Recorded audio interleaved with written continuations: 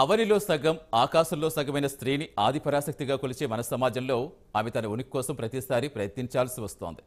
అన్నింటిలో సగం అంటూనే వారి అవకాశాలు లాగేసుకుంటున్నారు. అయితే ఇప్పుడు ఎందుకు ఈ మాట చెబుతున్నామంటే, ప్రపంచంలో అతిపెద్ద ప్రజాస్వామిక దేశం భారతదేశంలో ఎన్నికల సంగ్రామంలో ప్రస్తుతం మహిళల పోటీ శాతం చూస్తుంటే ఆశ్చర్యం కలిగిస్తోంది.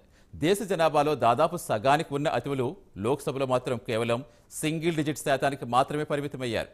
మరి ఎందుకు రాజకీయాల్లోకి రావడానికి మహిళలు ఆసక్తి చూపటం లేదు? మహిళలు రాజకీయాల్లో రాకుండా ఉండడానికి గల కారణం ఏంటి? ప్రధాన పార్టీలు మహిళలకు అవకాశాలు కల్పించడంలో విఫలమవుతున్నాయా? తెలుసుకోవాలంటే ఈ స్టోరీ చూడాల్సిందే.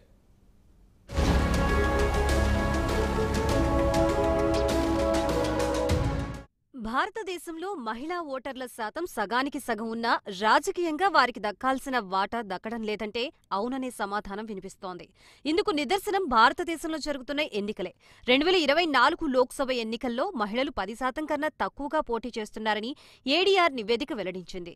దీంతో మహిళా అభ్యర్థులకు ప్రాతినిధ్యం లేకపోవడంతో రాజకీయంగా లింగ వివక్షపై చర్చ మొదలైంది. 10% కన్నా తక్కువగా మహిళలు ఉండటంతో మహిళా సాధికారత చుట్టూ ఉన్న రాజకీయ వాక్చాతుర్యం యొక్క వాస్తవికత గురించి ఆందోళనలు తెరపైకి వచ్చాయి. తాజాగా ఈ నివేదికలు చూస్తుంటే మహిళా రిజర్వేషన్ల అమలుపై పార్టీల చిత్తశుద్ధి ఏ పార్టీతో చెప్పేందుకు ఈ ఉదంతం ఒకటి చాలని రాజకీయ పరిశీలకులు అంటున్నారు.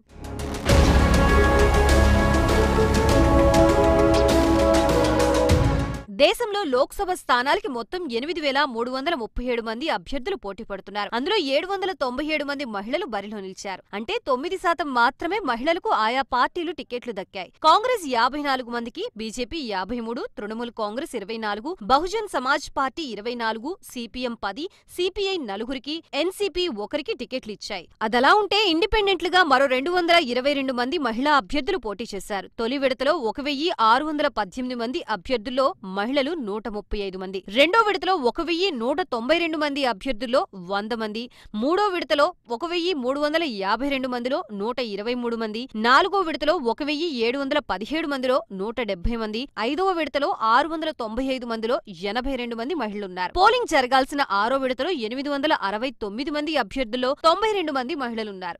ఏడో విడతలో కూడా 904 మంది అభ్యర్థుల్లో మహిళలు కేవలం 95 మందే ఉన్నారు.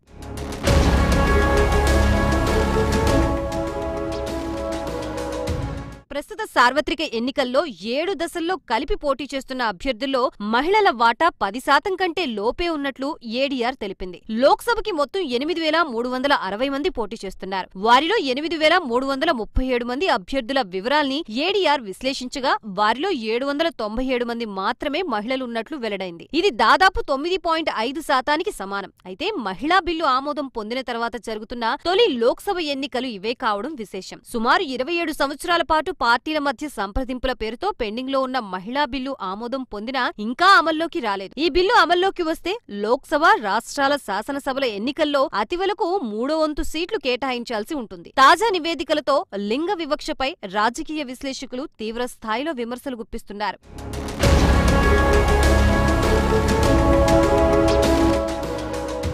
అయితే మహిళల పోటీ చేసే సంఖ్య విషయంలో పురుషులు, మహిళా అభ్యర్థుల మధ్య భారీ వ్యత్యాసం ఉండటానికి సరైన అవకాశాలు లేకపోవడమే కారణమని విశ్లేషకులు పేర్కొన్నారు. మహిళా అభ్యర్థుల్లో గెలుపు శాతం అధికంగా ఉన్నప్పటికీ వారికి అధిక స్థానాల్లో పోటీ చేసేందుకు రాజకీయ పార్టీలు అవకాశాలు కల్పించడం లేదని పలువురు అభిప్రాయపడుతున్నారు. ఒకవేళ సీటు కేటాయించినా బలమైన అభ్యర్థులపై పోటీ చేయించడమో లేదా అర్ధబలం ఉన్న వారికి వ్యతిరేకంగా నిలబెట్టడం వంటివి జరుగుతున్నాయని పేర్కొన్నారు. మహిళా రిజర్వేషన్ బిల్లు గత సంవత్సరం పార్లమెంటు ఆమోదం పొందినా ఈ ఎన్నికల్లో అది అమలు చేయలేదని, అంతేకాకుండా ప్రధాన పార్టీలు కూడా మహిళలకి సరైన అవకాశం కల్పించలేదని రాజకీయ విశ్లేషకులు భావిస్తున్నారు.